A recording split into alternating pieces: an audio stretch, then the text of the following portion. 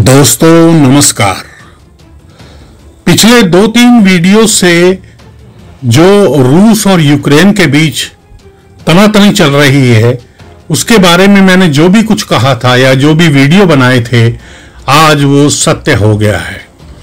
जो हमने कहा था, हम कोई ज्योतिषी नहीं है, लेकिन फिर भी जो हमने अपने आंकड़ों के हिसाब से, अपनी सोच समझ, अपनी फीडबैक के हिसाब से जो कहा था वो आज सच हो गया है।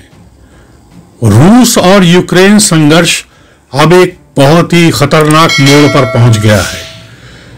रूसी राष्ट्रपति व्लादिमीर पुतिन ने यूक्रेन में रूस समर्थक अलगाववादियों को स्वतंत्रता को मान्यता देकर पूरे मामले को एक नया मोड़ दे दिया है। दरअसल यूक्रेन में रूस के ऐसे बहुत से समर्थक हैं जो आज भी कम्युनिज्म को मानते हैं और रूसी भाषा बोलते हैं। पुतिन ने यूक्रेन के 2 प्रांतों लुहांस्क और डोनेस्टक को स्वतंत्र देश घोषित कर दिया है। वहां रूसी सेना अपने टैंकों के साथ, जिनमें Z का निशान है, वो लेकर पहुंच गई है। जल्दी ही यहां कम्युनिस्ट विचारधारा के प्रधानमंत्री होंगे। इस कब्जे के पीछे पुतिन की बड़ी मंशा है। ऐसा करके पुतिन ने एक नए बफर जोन की स्थापना की है। अमेरिका और नाटो अब यहां अपना आधिपत्य नहीं बना पाएंगे। देखना यह होगा कि अब नाटो और अमेरिका का क्या स्टैंड होगा, वो क्या करते हैं, वो किस तरह की कार्रवाई करते हैं।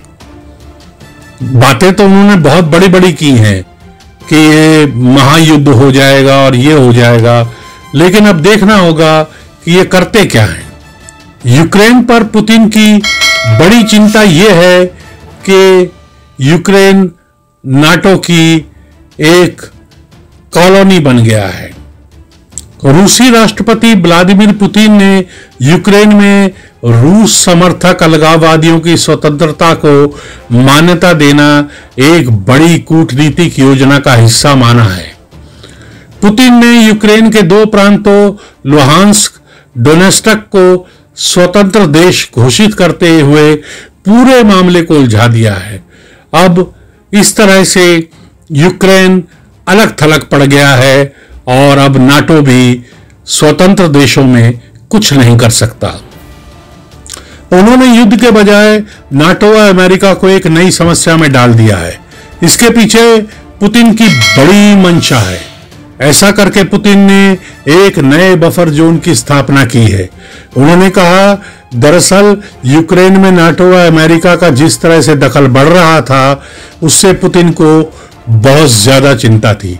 पुतिन ये बार बार कह रहे थे कि यूक्रेन नाटो व अमेरिका का एक कॉलोनी बन चुका है, एक गुलाम बन चुका है। अमेरिका व नाटो जो है यूक्रेन का इस्तेमाल रूस के विरोध के रूप में कर रहे थे। हाल में पुतिन ने कहा कि यूक्रेन में रशियन भाषा को हर जगह से समाप्त करने की साजिश रची जा रही है। स्कूल के ऑफिस में रशियन भाषा को खत्म किया जा रहा है। रूस के पास ऐसे सबूत हैं जिससे पता चलता है कि यूक्रेन में रूस के लोगों के साथ भेदभाव किया जा रहा है। उन्हें रशियन भाषा नहीं बोलने दी जा रही है, उन्हें जबरदस्ती अंग्रेजी बोलने के लिए उकसाया जा रहा है। राष्ट्रपति पुतिन को यह चिंता सता रही थी कि यूक्रेन के पास एटम बम है। पुतिन का मानना है कि यह रूस की सामरिक सुरक्षा के लिए घातक है। यही वजह है कि पुतिन ने कहा था कि हम यूक्रेन को रूस के लिए खतरा नहीं बनने देंगे, चाहे कुछ भी हो जाए। सीधे युद्ध के बजाय पुतिन ने लुहांस्क, डोनेस्टक को एक आजाद देश घोषित करके कूटनीतिक जंग को और तेज कर दिया है। अब यह देखना दिलचस्प होगा कि नाटो सदस्य देश व अमेरिका यूक्रेन को किस तरह से मदद करते हैं। पुतिन के इस फैसले पर अमेरिका का क्या स्टैंड होता है। रूस की वजह से यूक्रेन पश्चिमी देशों से अपने रिश्तों को बेहतर बनाने की कोशिश में जुटा हुआ था। जबकि रूस इसके खिलाफ था। सदस्य न होने के बावजूद यूक्रेन के नाटो में शामिल होना रूस के लिए अपने मुहाने पर पश्चिमी देशों का जमघट लगाना खतरनाक है।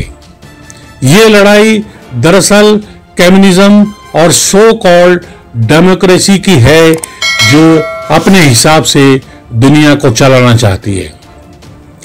पुतिन जानते हैं कि यूक्रेन अमेरिका और नाटो का पिछलग्गू हो चुका है। यूक्रेन अब कहने के एक आजाद देश है, मगर अब उसकी सोच पश्चिम की तरफ मुड़ गई है। इससे रूस समर्थक लोग जो वहां पर रहते हैं उनको बहुत ही हताशा है और वो बहुत ही परेशान हैं। पुतिन ने कहा कि यूक्रेन की सेना को नाटो हेडक्वार्टर से कमांड मिलती है और उसी के हिसाब से वो आगे चलते हैं। उन्होंने ही उन्हें भड़काया था कि आप रशिया से भिड़ सकते हैं और रशिया को सबक सिखा सकते हैं। पुतिन ने कहा कि रशिया को सबक सिखाने वाला अभी इस धरती में पैदा नहीं हुआ है। यूक्रेन के नाटो में शामिल होने के रूस को खतरे की बात को बांधते हुए पुतिन ने आगे कहा कि रूस के विरोध के लिए अमेरिका ने यूक्रेन और जॉर्जिया का इस्तेमाल किया है। अमेरिका रूस को मजबूत नहीं देखना चाहता है। अमेरिका की राजनीति कमजोर रूस पर केंद्रित है। उन्होंने कहा कि रूस ने अमेरिका से नाटो में शामिल करने की इच्छा जाहिर की थी, जो एक छलावा भर था।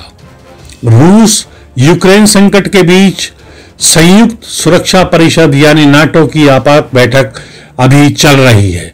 पुतिन के इस कदम के बाद रूस द्वारा पूर्वी यूक्रेन के 2 क्षेत्रों यानी 2 राज्यों को अलग देश बना देने की मान्यता देने के बाद अमेरिका भी तिलमिला उठा है।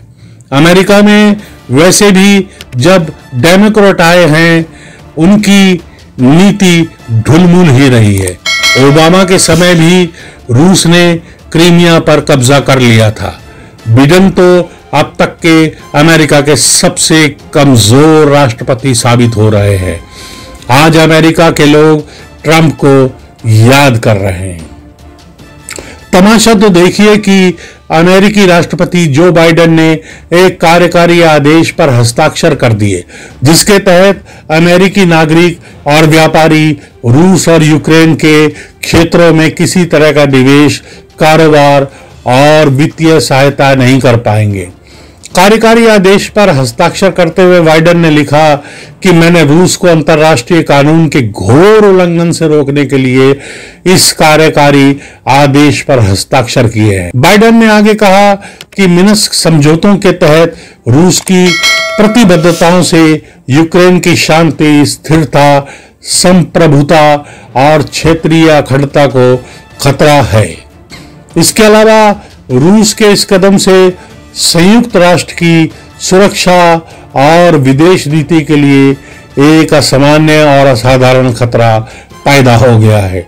रूस और यूक्रेन के बीच युद्ध की आशंका इसलिए भी और बढ़ गई थी क्योंकि एक दिन पहले ही अमेरिका ने अपने नागरिकों को यूक्रेन छोड़ने की सलाह दी थी।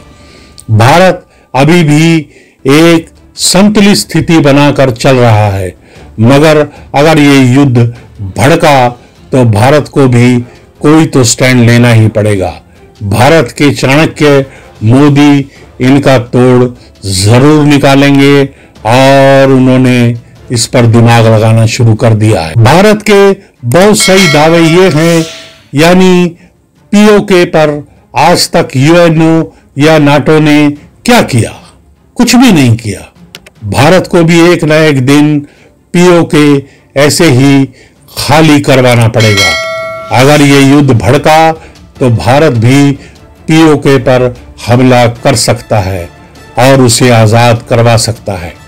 पाकिस्तान की एटॉमिक धमकी धरी की धरी रह जाएगी जब भारत अपने जलाल पर आएगा।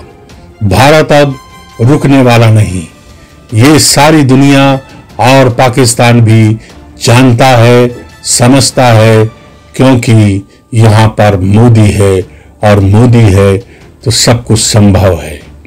तो दोस्तों, थोड़ा गैप बना कर रखिए, थोड़ी दूरी बना कर रखिए, मास्क पहनिए और बोलते रहिए जय हिंद, जय भारत माता, वंदे मातरम।